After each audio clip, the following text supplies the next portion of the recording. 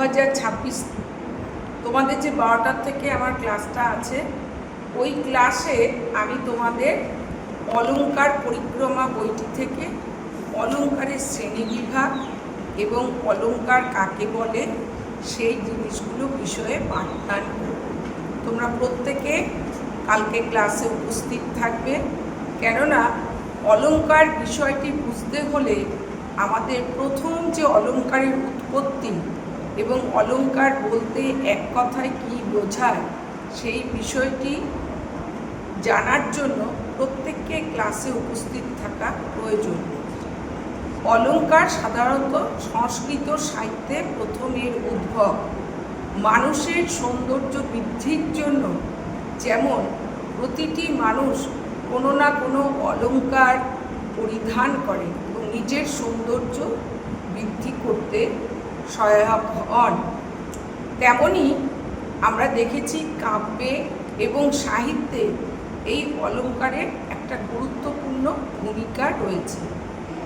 অলংকার সংস্কৃত কবিরা প্রথম আমরা দেখেছি যে এই অলংকার বিষয়টি নিয়ে ভাবনা চিন্তা করেছেন।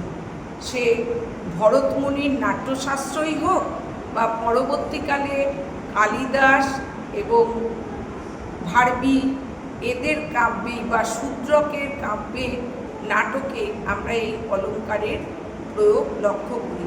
পরবর্তীকালে খ্রিস্টীয় 10ম শতাব্দীতে যখন চর্যাপদ এসছে, তখন চর্যাপদের বিকাশে এবং আমরা পরবর্তী কাব্যশাস্ত্রে আমরা কিন্তু অলংকারের মাধুর্য কতখানি সেটা অনুধাবন করতে পেরেছি। এই অলংকারকে মূলত দুটি ভাগে ভাগ করা যায়, শব্দ অলংকার ও অর্থ অলংকার। আমরা ক্রম পরম্পরায় এই যে অলংকারের শ্রেণীবিন্যাস এবং তার যে বিভাজনকেও আবার কতভাবে বিভাজন করা যায় এবং একটি বস্তুর সঙ্গে আরেকটি বস্তুর উপমায় বিষয়টি কতটা তাৎপর্যমণ্ডিত হয়ে ওঠে, সেই বিষয়টি কালকে তোমাদের আমি ক্লাসে উপস্থাপন করব।